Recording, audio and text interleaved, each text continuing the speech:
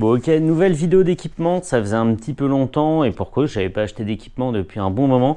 Mais depuis quelques temps, je suis assez saoulé par les Revit Volcano que j'avais présenté ici, qui sont ces gants qui présentent très bien, d'aspect robuste et qui le sont vraiment, qui protègent bien pour des gants été, qui sont assez épais, le textile est de qualité. Mais par contre, comme je l'avais subodoré au tout début et ça s'est confirmé, le nombre de coutures comme ça, là, il y en a partout, ce qui laisse peu de place pour le doigt à l'intérieur du gant et finit même par faire mal. Le gant gauche, ça allait, mais par contre, sur le gant droit, les proportions, notamment au niveau du petit doigt, sont pas du tout les mêmes. Et du coup, j'ai été très à l'étroit ici, ce qui n'est pas du tout le cas en face. On le voit que la pièce de tissu fait pas la même épaisseur. Ça entraîne beaucoup de fatigue à la longue. Donc ceux-là, je leur dis ciao, ils s'en vont. Je les ai remplacés par des gants qui m'ont tapé dans l'œil à cause notamment de leur motif. Je vais pas m'en cacher.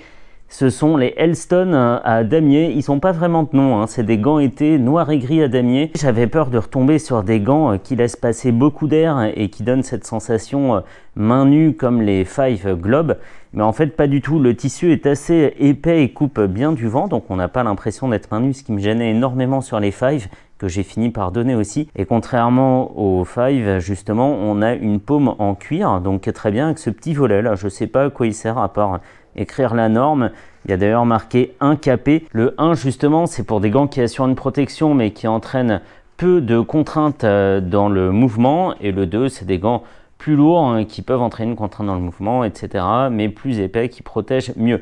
Ça, c'est des niveaux 1. Et capé, ça veut dire qu'il y a une coque ou une mousse sur le dessus pour protéger les articulations supérieures de la main. Typiquement ici, la base là. Cette protection, on va en parler tout de suite puisque sur le gant gauche, on voit, elle reprend bien la forme des phalanges. On dirait que je suis dans le gant alors que pas du tout. Donc ça, c'est parfait. Ça veut dire qu'on a une bonne surépaisseur sur les articulations. Et pourquoi je dis ça?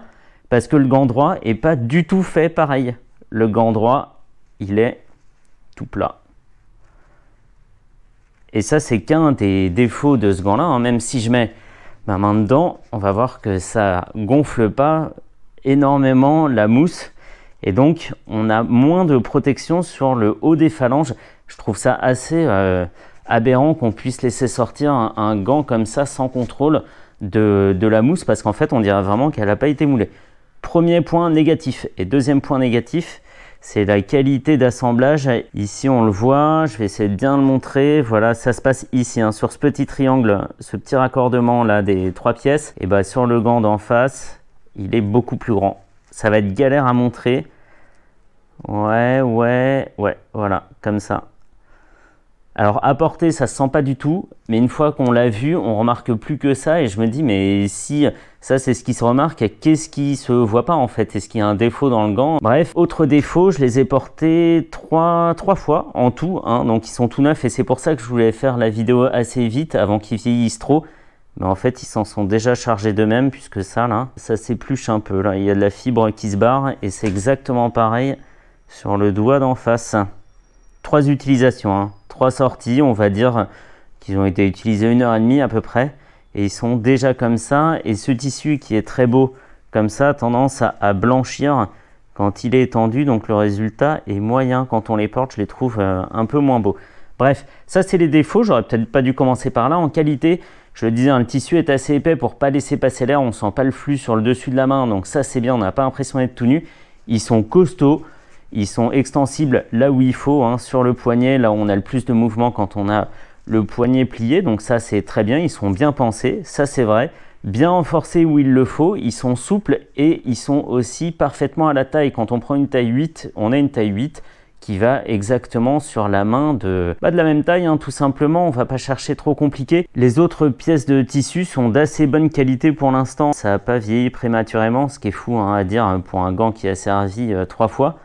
Mais le fait est que là, ça se débobine quoi. Bref, il coûte 30 €. C'est vrai que c'est pas très cher. C'est un gant été. On lui en demande pas énormément. Il n'y a pas beaucoup de techniques comme dans un gant hiver. Mais quand même, c'est gênant que pour un gant Elston comme ça, on ait ces défauts tout de suite en début de vie du gant. Je trouve ça assez déroutant. Voilà pour les Elston noir et gris à damier. Je suis sûr qu'ils n'ont pas de nom qui claque. Ces gants Elston qui sont bien à porter, mais par contre qui risque de vieillir à toute vitesse, quoi. C'est possible que je refasse une vidéo dans quelques temps pour dire que j'ai à nouveau d'autres gants été. On verra bien.